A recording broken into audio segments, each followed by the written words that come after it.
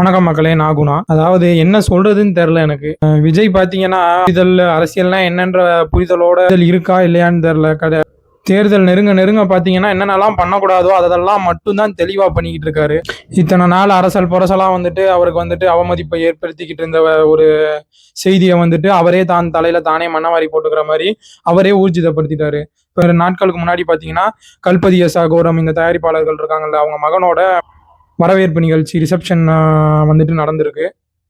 நடிகை த்ரிஷாவோட பார்த்தீங்கன்னா ஒரே கார்ல, அதுவும் 2 பேரும் ஒரே நிற உடைய அணிஞ்சிட்டு போயிருக்காங்க. கிட்டத்தட்ட சிம்பாலிக்கா வந்துட்டு சங்கீதா அவர்கள் வச்ச குற்றச்சாட்டு வந்துட்டு அவங்க கூட நாகரிகம் கருதி வந்துட்டு பேரை வெளியே சொல்ல, அவங்க இதை அவங்களே கெடுத்துக்கிற மாதிரி 2 பேரும் ஜோடியா ஒரே கார்ல ஒரே நிற ஆடை அணிந்து 2 பேரும் அதுவும் வந்து ஒரே பக்கத்துல வந்துட்டு ஜோடியா கணவன் மனைவி போட்டோ எடுக்கிற மாதிரி வந்து பார்த்தீங்கன்னா அந்த திருமண தம்பதியோட போட்டோ எடுத்துட்டு போயிருக்காங்க.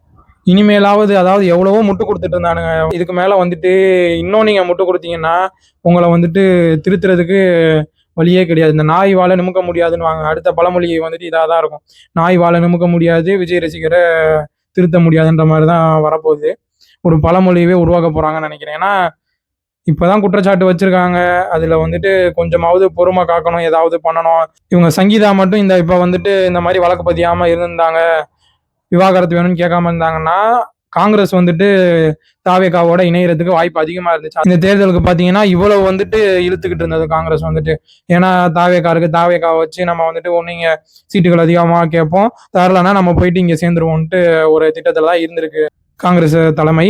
ஆனா இவர் வந்துட்டு இந்த மாதிரி அடுத்தடுத்து வந்துட்டு சர்ச்சைகள்ல மாற்றுறது இந்த மாதிரி பண்ணும்போது இந்த நேரத்தில் போய் சேர்ந்தோம்னா இது நமக்கு தான் வந்துட்டு அடியா இருக்கும்ட்டு அன்னைக்கு அதனால தான் திமுகவுமே பார்த்தீங்கன்னா இன்னைக்கு வந்துட்டு நீங்கள் சொல்லி ஆகணும் வரீங்களா இல்லையான்ட்டு நாங்கள் ஒரு முடிவு எடுக்கணும் அப்படின்ட்டு ரொம்ப காங்கிரஸ் அழுத்தம் கொடுத்து அந்த நேரத்தில் பார்த்தீங்கன்னா இந்த விவாகரத்து விஷயம் வரணும், சரி இவர் வேலைக்கு ஆக மாட்டாரு அப்படின்ட்டு காங்கிரஸ் வந்துட்டு 28+1 அந்த எண்ணிக்கையை வாங்கிட்டு அவங்க வந்துட்டு திமுகவோடய சேர்ந்துட்டாங்க. இவர் வந்துட்டு திமுகவை வீழ்த்த போறேன், நம்ம தான் ஜெயிக்க போறோம் அப்படி இப்படின்ட்டு யதார்த்தத்துல வந்துட்டு இப்ப அதுக்கு வாய்ப்பு இருக்கான்னு கேட்டீங்கன்னா கண்டிப்பா வாய்ப்பு கிடையாது.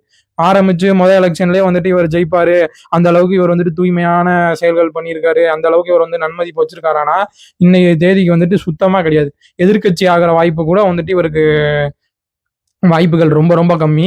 இந்த இதில் இவர் இப்படி பண்ணும்போது குறைஞ்சபட்சம் இவர் அந்த மாதிரி பண்ணும்போது முதல் தேர்தலில் ஒரு பெரிய தாக்கத்தை ஏற்படுத்தினாதான் அதில் இருக்க தொண்டர்கள் வந்துட்டு அடுத்த தேர்தலுக்கு வந்துட்டு ஆயத்தமாவாங்க, அடுத்த 5 வருஷம் வந்துட்டு நிலைச்சு நிற்பாங்க அந்த கட்சியில.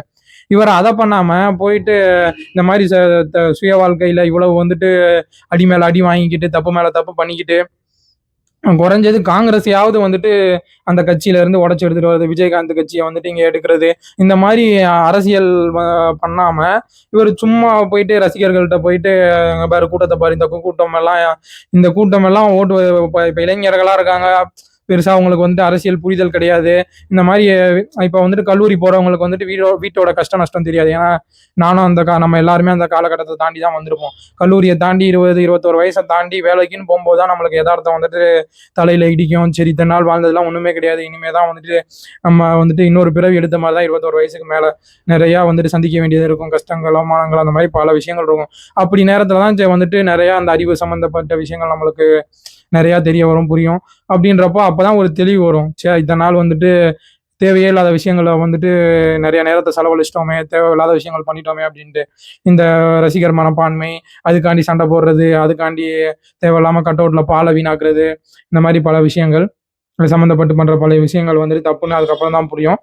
இவங்களுக்கும் அப்படி புரிஞ்சு வரும்போது இந்த கட்சியை விட்டுட்டு எந்த கட்சி சரியா இருக்கோ அதுக்கு வந்துட்டு வாக்கு செலுத்தவோ அதுல மாறிடுவாங்க. அப்படின்றப்போ இந்த தேர்தலில் வந்துட்டு நீங்க இவ்வளவு வந்துட்டு மோசமா பெர்ஃபார்ம் பண்ணிக்கிட்டு இருக்கீங்க.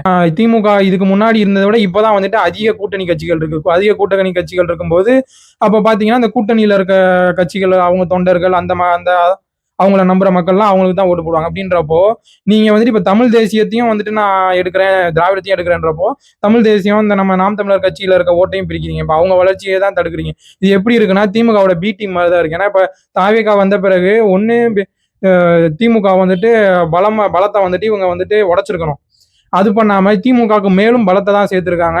அது போக அடுத்து வந்துட்டு வாய்ப்பு இருக்க கட்சியை அந்த வாக்கு சதவீதத்தை வந்து குறைக்கிறதுக்கான வேலையை தான் பாக்குறீங்க. அப்படின்றப்போ திமுகவோட பி டீம்ன்ற மாதிரி தான் இப்ப வந்துட்டு நம்மளால புரிஞ்சுக்க முடியுது. அந்த மாதிரி தான் தெரியுது இவர் பண்ற செயல்களை பார்க்கும். ஏன்னா இப்போ தனிப்பட்ட வாழ்க்கையில இப்ப இவர் பாட்டுக்கு வந்துட்டு இப்ப சங்கீதா அவங்க குற்றச்சாட்டை வந்துட்டு நிரூபணம் பண்ற வகையில த்ரிஷாவோட இவர் இப்போ வராரு அப்படின்றப்போ தனிப்பட்ட முறையில் இவருக்கு வந்துட்டு ஒரு அடியா இருக்கும். அது மட்டும் இல்லாமல் தொண்டர்கள் மனப்பான்மை என்ன இப்படி போட்டு இது பண்ணிட்டு இருக்காங்க. இன்னொரு திருமணமாகி இன்னும் விவாகரத்து ஆகிறதுக்குள்ள பார்த்தீங்கன்னா அந்த குற்றச்சாட்டை உறுதிப்படுத்துற மாதிரி இப்படி ஒரு செயலை செய்கிறாரு.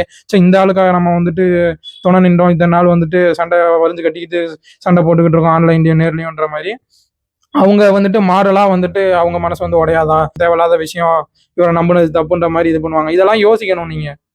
நாளைக்கு நீங்க திருப்பி போயிட்டு ஏன்னா இவ்வளோ நாள் வந்துட்டு பின்னாடி நின்றுருக்காங்க, குரல் கொடுத்துருக்காங்க, ஏதாவதுனா வந்துட்டு கூட நின்றுருக்காங்க அப்படின்றப்போ அவங்கள சேர்த்தும் யோசிக்காம நீங்க பாட்டுக்கு அவங்க இஷ்டத்துக்கு வந்துட்டு இந்த மாதிரி பண்றது வந்துட்டு சுத்தமா சரியில்லாத விஷயம். மக்கள் வந்துட்டு இப்போ இருக்க தாவேக்கால இருக்கவங்களே பார்த்தீங்கன்னா தொண்டர்கள், கட்சியினர்கள், அந்த இளைஞர்கள் பார்த்தீங்கன்னா விஜயை திட்டி போடுறது அந்த மாதிரி இப்படி பண்ணுவாருன்னு நினைக்கல அப்படின்ட்டு நம்ம வாட்ஸ்அப் ஸ்டேட்டஸில் பார்க்க முடியுது. இந்த மாதிரி இத்தனை நாள் வந்துட்டு ஃபயர் விட்டுக்கிட்டு இது பண்ணிட்டு இருந்தவங்க பூரா வந்துட்டு மனசு மாறுறதை வந்து பார்க்க முடியுது. எனவே பார்த்தீங்கன்னா ஃபஸ்ட்டு முழிச்சுக்கோங்க, இந்த மாதிரி யதார்த்தத்தை புரிஞ்சுக்கோங்க, நடக்கிறத பார்த்து நல்ல முடிவாடுங்க. சரி மக்களே, மற்றொரு காணொளியில் சந்திப்போம். நன்றி, வணக்கம், வாழ்க.